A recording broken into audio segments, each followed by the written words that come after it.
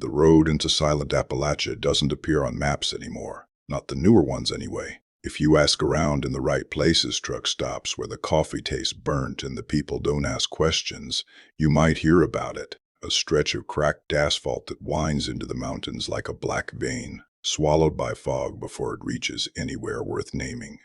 Most people who find it aren't looking for it. That's how it starts. You miss a turn. Your GPS flickers, the signal drops, the radio hisses, then dies. And before you realize what's wrong, you're already too far in to turn back, because the road behind you isn't there anymore. It was late October when Daniel Kessler drove into Silent Appalachia. He was 32, tired, and running from something he couldn't outrun, though he hadn't admitted that to himself yet. His car was packed with everything he hadn't bothered to unpack since his divorce. Clothes, books, a box of photographs he hadn't opened in months. Rain fell in a steady whisper against the windshield, and the mountains loomed like sleeping giants on either side of the road. Recalculating, the GPS chirped for the third time in 5 minutes. "Yeah, no kidding," Daniel muttered. The main highway had vanished miles ago. He'd taken a wrong exit, one of those narrow, unmarked ones. And now the road twisted endlessly through forest that grew thicker, darker, older with every mile. The trees leaned in close, their branches clawing at the sky. Then the radio cut out. Not faded, not static, just gone. Silence filled the car, heavy and immediate. Daniel frowned and tapped the console. Nothing. He checked his phone. No signal. "Great," he said, though the word felt hollow in his mouth. That's when the fog rolled in. It wasn't gradual. It didn't creep or drift. It appeared. One moment the road stretched ahead in dim twilight.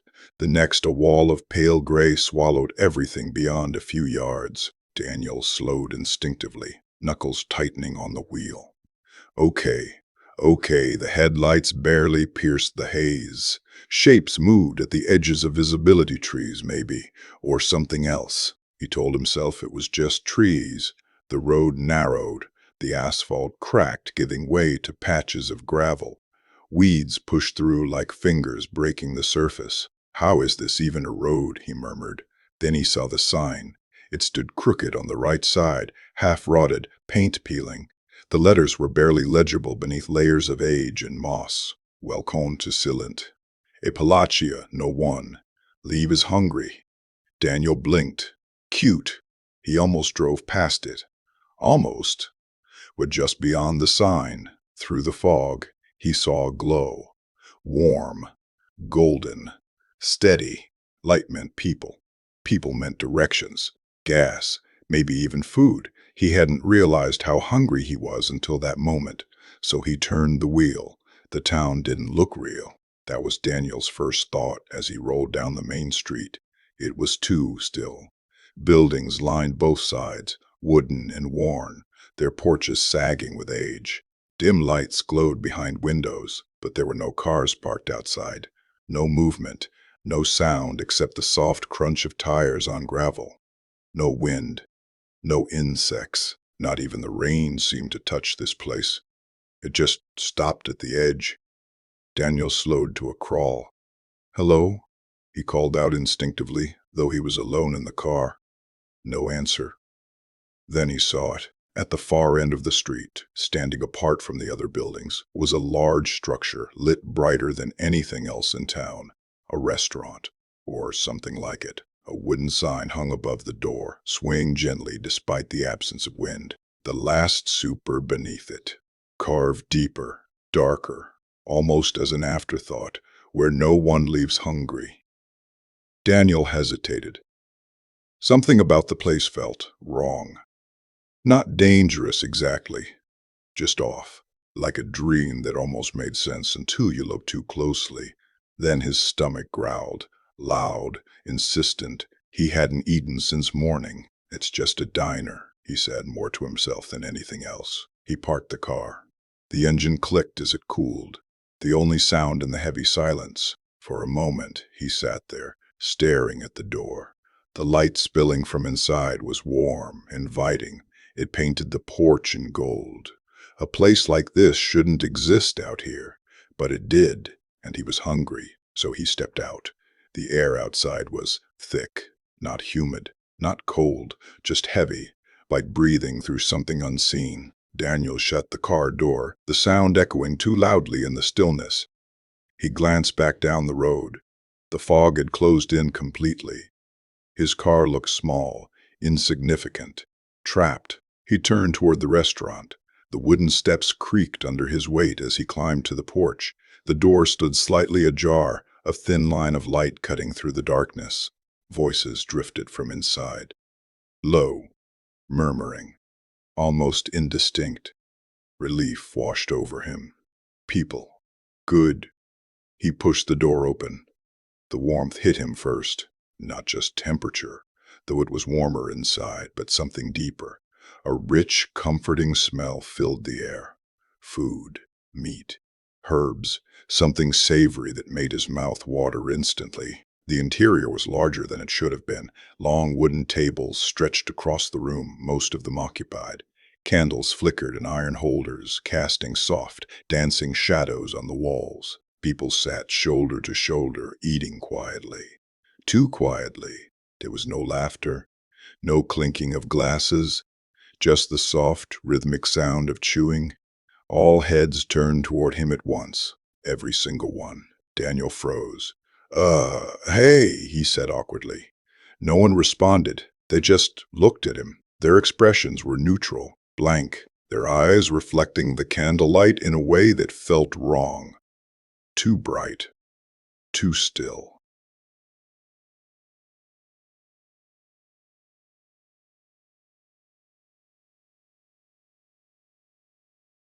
The sound of chewing resumed. Daniel swallowed. Okay, he stepped inside, the door closing behind him with a soft click. That's when he noticed the man standing at the far end of the room. Tall, thin, impossibly straight posture. He wore a dark suit that looked decades out of fashion, and his hair was slicked back with meticulous care. His smile was immediate, wide, too wide. Welcome, the man said, his voice smooth as polished wood. You've arrived just in time. Daniel forced a smile. Yeah, I got a little lost. Of course you did, the man replied, stepping forward. Everyone does. There was something in the way he said it that made Daniel's skin prickle. I'm just looking for something to eat, Daniel added quickly. And maybe directions out of here. The man's smile didn't falter. You'll have everything you need, he said. Here, no one leaves hungry. Daniel glanced around again. The diners were still eating, still silent, still not looking at him. Right, he said. Please. The man gestured to an empty seat at one of the long tables. Join us. Daniel hesitated. Every instinct told him to leave. But the smell of food, God, it smelled incredible. And the hunger sharp, gnawing, overpowered everything else. Okay, he said. He took a seat. The wood was warm beneath him, as if someone had just been sitting there moments before. A plate appeared in front of him. He hadn't seen anyone bring it. 1 second, the table was bare. The next, it wasn't. Daniel blinked. Thanks. No response. He looked down at the food, a thick cut of meat, perfectly cooked, glistening with juices. Steam rose gently, carrying that intoxicating aroma. His stomach twisted. Looks good, right? The man in the suit said, now standing just behind him. Yeah, Daniel admitted. What is it? The man's smile widened just a fraction more. A specialty. Daniel laughed nervously. Of course it is. He picked up the fork. For a moment he hesitated. Something about the meat. It looked normal. It smelled normal. But there was a faint sweetness to the scent. Not unpleasant. Just unfamiliar. Go on, the man encouraged softly. You must be starving. Daniel realized he was more than starving. It felt like he hadn't eaten in days, weeks. His hand moved before his mind could catch up. He cut a piece, brought it to his mouth, and took a bite. The taste was indescribable, rich, tender, perfectly seasoned. It melted on his tongue, releasing flavors so deep and satisfying that his eyes widened in shock. "Oh my God," he whispered. He didn't even remember deciding to take another bite. But he did, and another, and another. The hunger inside him roared to life, no longer just a dull ache, but a consuming need. He ate faster. The world around him blurred. The silence of the room faded. All that mattered was the food. More. He needed more.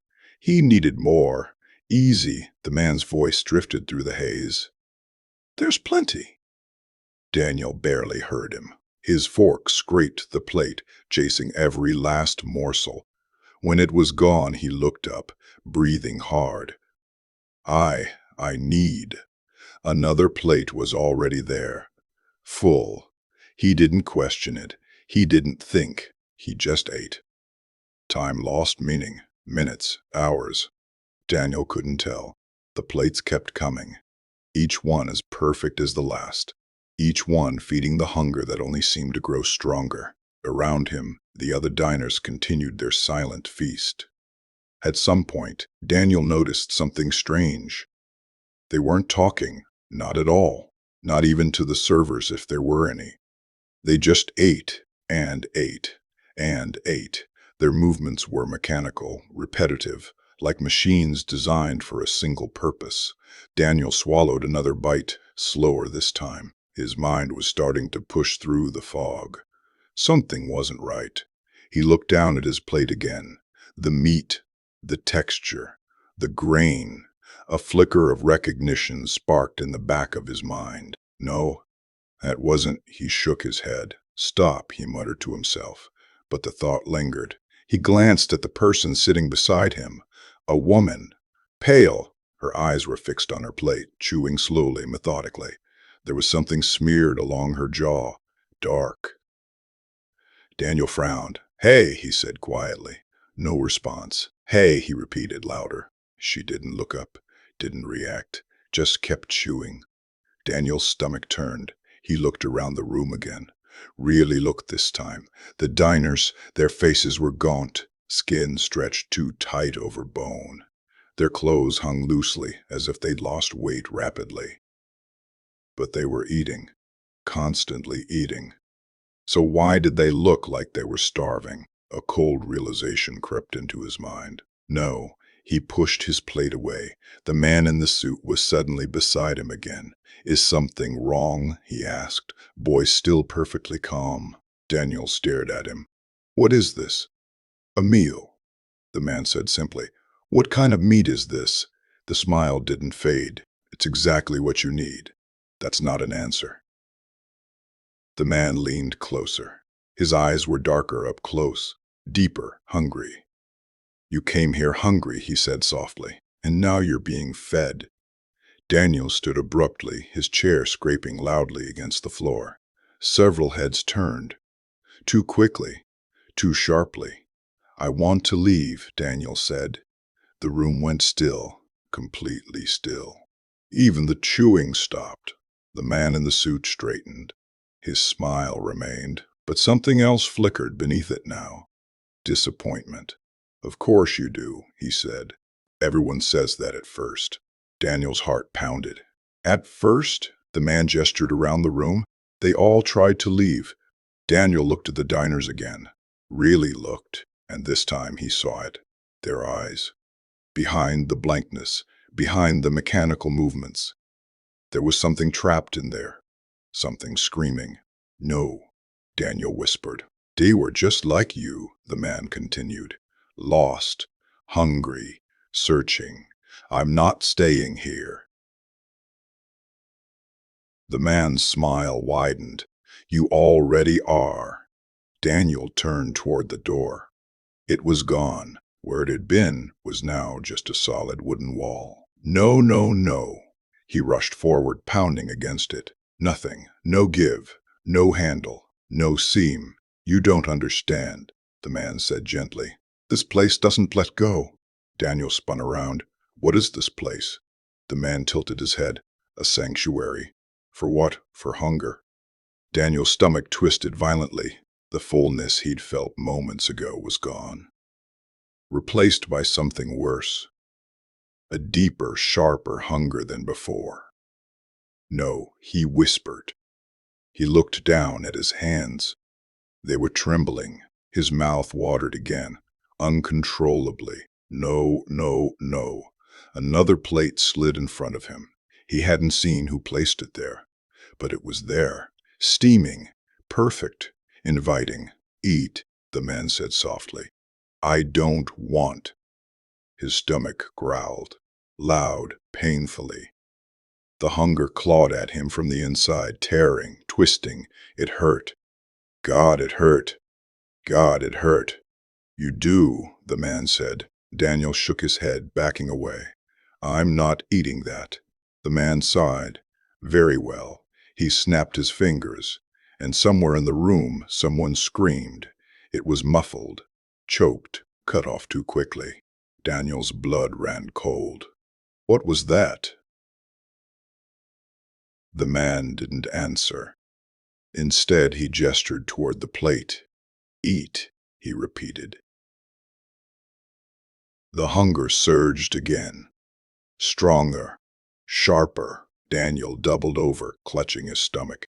It felt like something was eating him from the inside. "Please," he gasped. "Then eat." His vision blurred. His body moved before his mind could stop it. He grabbed the fork, took a bite.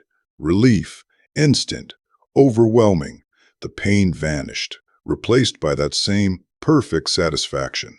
Daniel collapsed back into his chair, breathing hard. "Good," the man said. "You're learning." Tears streamed down Daniel's face. "What did you do to me?" The man smiled. "I fed you." Daniel shook his head weakly. "This isn't food." The man leaned in close, his voice barely above a whisper. "Oh, but it is." He paused, then added, "It's just more honest than what you're used to." Daniel's gaze drifted to the other diners, to their hollow faces, their endless chewing, their trapped eyes. A terrible understanding began to form. "No." The man straightened, adjusting his suit. "You'll understand soon enough," he said. "Everyone does." Daniel looked down at his plate, at the meat, at the faint, unmistakable shape of something he couldn't unsee anymore. His stomach churned, but the hunger was still there, waiting, growing, and despite everything, he knew he was going to take another bite. Outside, the fog thickened around Silent Appalachia. The road remained hidden. The sign stood crooked and still. "Welcome to Silent Appalachia, no one leaves. Hungry." And beneath it, though no one ever noticed until it was too late, "No one is ever found." Inside the Last Supper, Daniel lifted his fork again. His hands trembled, his mind screamed, but his body obeyed. And as he took another bite, he could have sworn, just for a moment, that the meat moved. Daniel didn't remember lifting the fork again, but he remembered the taste. That was the worst part. Not the fear, not the realization clawing its way through his skull, not even the muffled scream that still echoed somewhere in the back of his mind, like a memory he couldn't place. It was the taste, perfect, warm, familiar in a way that made his stomach twist with something deeper than hunger, something like recognition. He chewed, swallowed, and for a brief, merciful second, the hunger stopped hurting. "You see?" The man in the suit stood beside him again, hands clasped behind his back, posture rigid as ever. "I told you," he continued softly, "no one leaves hungry." Daniel didn't respond. He couldn't, because now that the pain had dulled, something else had taken its place. Clarity. Thin, fragile, but there. And clarity brought horror with it. He forced himself to look down at the plate again. Really look? The meat wasn't just meat. It had structure. Fibers that didn't run the way they should. Shapes that hinted at something once whole, something once alive in a way that cattle and pigs never quite were. His stomach lurched. He gagged, but nothing came up. "You'll only make it worse," the man said calmly. "The body doesn't like rejecting what it needs."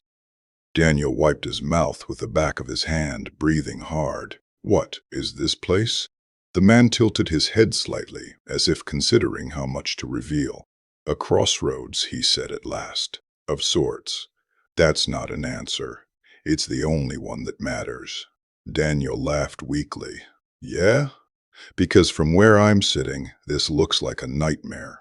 The man's smile didn't falter. Nightmares are just truths we aren't ready to accept. Daniel glanced around the room again. The diners hadn't stopped, not for a second. Forks rising and falling, chewing, swallowing, endless. A woman across the table caught his eye for the briefest moment, and this time he saw it clearly. Terror, pure suffocating terror buried beneath layers of forced obedience. Her lips trembled, but her hand kept moving. Another bite, another chew, another swallow. No, Daniel whispered. They understand, the man said quietly. Just like you do now. Then why aren't they stopping? The man's expression shifted just slightly. Something colder. Because they can't. The hunger returned. Not slowly, not gradually. It slammed into Daniel like a freight train. His stomach twisted violently, sharper than before, as if punishing him for daring to pause. He doubled over, gripping the edge of the table. Please, he gasped. There it is, the man murmured. The truth. Daniel shook his head, tears spilling freely now. This isn't hunger, he choked out. Oh, it is, the man replied. It's just honest hunger. Daniel looked up at him, desperate. What does that even mean? The man crouched slightly, bringing himself level with Daniel's gaze. When you were out there, he said, gesturing vaguely toward the unseen world beyond the walls. You were always hungry. Daniel blinked. No, for success, the man continued smoothly, for validation, for love, for something to fill the hollow inside you that never quite went away. Daniel froze. That's just being human. Exactly. The man's smile widened, and here we remove the illusion. Another plate slid into place in front of Daniel. He hadn't seen who brought it. He never did. We give you what you've always been craving, the man said. Daniel stared at the plate, at the meat, at the faint shape of something that might once have been a hand. No, he whispered. Eat. The command was softer this time, but heavier. It pressed down on him, inside him. His stomach clenched again, harder. It felt like something was tearing at his insides, demanding to be fed. I can't, Daniel said weakly. You can, the man replied, and you will. Across the room, a chair scraped suddenly. Daniel's head snapped up. One of the diners, a young man, maybe in his 20s, had stood up. His movements were jerky, unnatural, like a puppet yanked by unseen strings. I won't, the young man croaked. His voice sounded rusted from disuse. I won't eat any more. The room went still. Even the chewing stopped. The man in the suit sighed.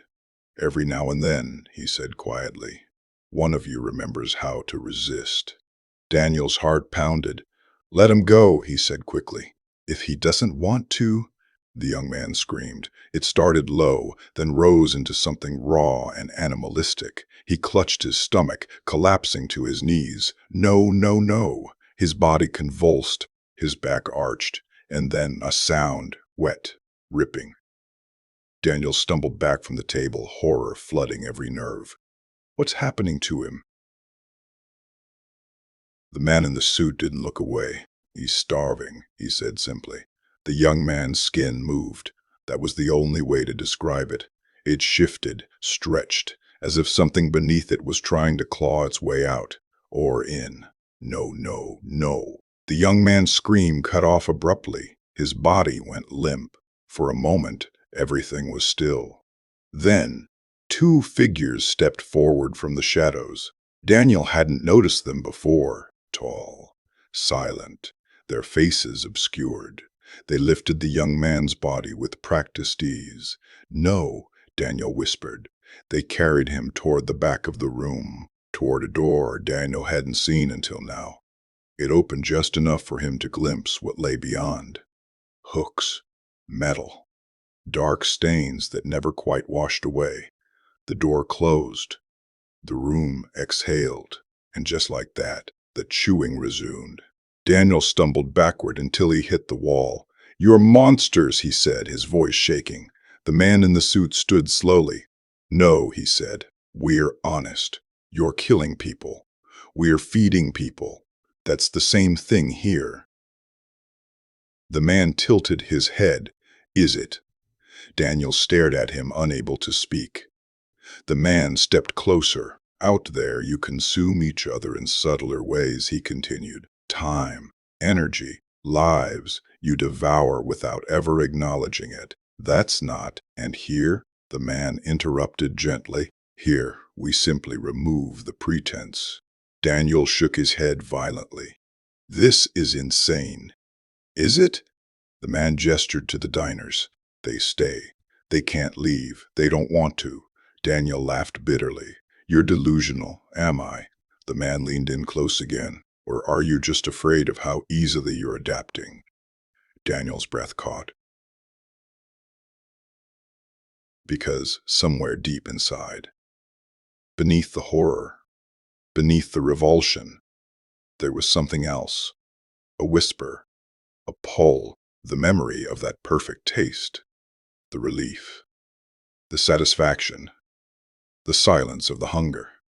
"No," he whispered, but his eyes drifted back to the plate. The meat glistened under the candlelight. Steam curled upward, carrying that same intoxicating aroma. His stomach growled, loud, painful, insistent. Daniel's hands clenched at his sides. "I won't," he said, though his voice lacked conviction now. The man said nothing. He didn't need to. The hunger spoke louder than anything else. It clawed at Daniel's insides, sharper than before, more desperate, more demanding. His knees buckled. He caught himself on the table, breathing in ragged gasps. Why does it hurt so much?" he managed. "Because you know what you're denying," the man replied softly. Daniel squeezed his eyes shut. "I can leave," he said. "There has to be a way out." "There isn't. There has to be." "There isn't," the man repeated. "Not for you." Daniel's eyes snapped open. "What does that mean?" The man's smile softened, almost sympathetically. "You found the road," he said. "Or perhaps it found you. That doesn't answer anything. It answers everything."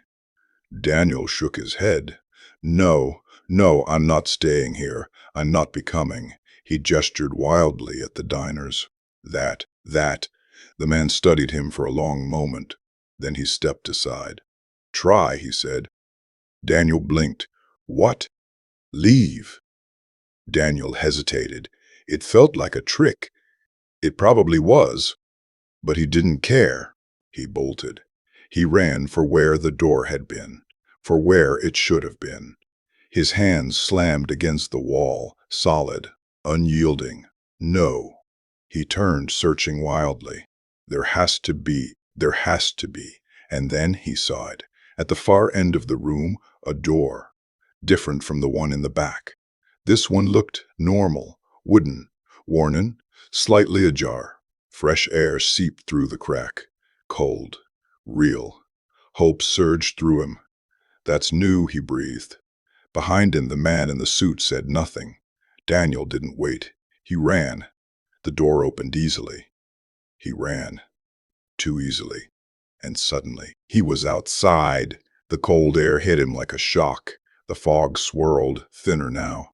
And there, just beyond the porch, was his car, exactly where he'd left it. Daniel laughed, a broken, disbelieving sound. "I made it," he whispered. He stumbled down the steps, nearly falling in his haste. The gravel crunched beneath his feet. The world felt real again. Solid. Normal. He reached the car, fumbling with the handle. It opened. He slid inside, slamming the door behind him. His hand shook as he jammed the key into the ignition. Come on, come on." The engine roared to life. Relief flooded him. "I'm out," he said, almost hysterical. "I'm actually His stomach growled. Loud, violent. Daniel froze. No, the hunger returned, worse than ever. It hit him like a knife twisting deep inside. He doubled over in the driver's seat, gasping. No, no, no. His gaze drifted upward, to the rearview mirror, and his breath stopped. Because in the reflection, he wasn't alone. The man in the suit sat calmly in the back seat, smiling. "I told you," he said softly. Daniel's voice came out as a whisper. "Please." The man leaned forward slightly. "You can leave the building," he said. "But the hunger—" He paused. "It comes with you." Daniel's hands trembled on the wheel. "I won't go back," he said. The man's smile widened. "You don't have to." Another wave of pain hit Daniel, stealing the breath from his lungs. His vision blurred. His mouth watered uncontrollably. "Then how do I stop it?" he cried. The man's answer was immediate. "You already know." Daniel's gaze dropped slowly, to his hands, to his arms, to the soft, living flesh beneath his skin. "No," he whispered. The man said nothing. He didn't need to, because Daniel understood. Fully, completely. The hunger wasn't tied to the place. It wasn't the building, or the town, or the people. It was him now. It had rooted itself inside him. And it would never stop, never fade, never ease. Unless— "No," he said again, weaker this time. The man leaned back, satisfied. "Where no one leaves hungry," he murmured. Daniel's grip on the wheel tightened until his knuckles turned white. Tears streamed down his face. "I can fight it," he said. The man didn't argue, didn't agree. He just watched. Daniel drove. He didn't remember deciding to, but the car moved. The road stretched ahead, cutting through thinning fog. The town disappeared behind him. For a while, everything felt normal. The trees, the sky, the faint crackle of the radio coming back to life. He laughed weakly. "I made it," he said again. But the hunger didn't go away. It grew. With every mile, with every breath. It twisted deeper, sharper, until it felt like it would tear him apart from the inside. He gripped the wheel, teeth clenched. "I won't," he whispered. "I won't." A shape appeared ahead, on the side of the road. A hitchhiker. Young. Alone. Waving. Daniel's foot eased off the gas. No, the car slowed. The figure grew clearer. A woman. Cold. Tired. Hopeful. Daniel's stomach growled. Loud. The woman smiled as he pulled over. "Thank you," she said, stepping closer. "I thought I was." Daniel looked at her, really looked, at the warmth of her skin, the life in her eyes, the pulse in her throat. The hunger roared, and somewhere, deep in his mind, he heard the man's voice. "You already know." Daniel's hands trembled. His breath came in short, ragged bursts. The woman reached for the door. "Please," she said softly, and Daniel, far behind him, hidden deep in the mountains, the lights of the Last Supper burned steadily. Inside, the diners continued their endless feast, and one seat, Daniel's seat, sat empty, for now, because in Silent Appalachia, the truth was simple. No one leaves hungry, and no one is ever found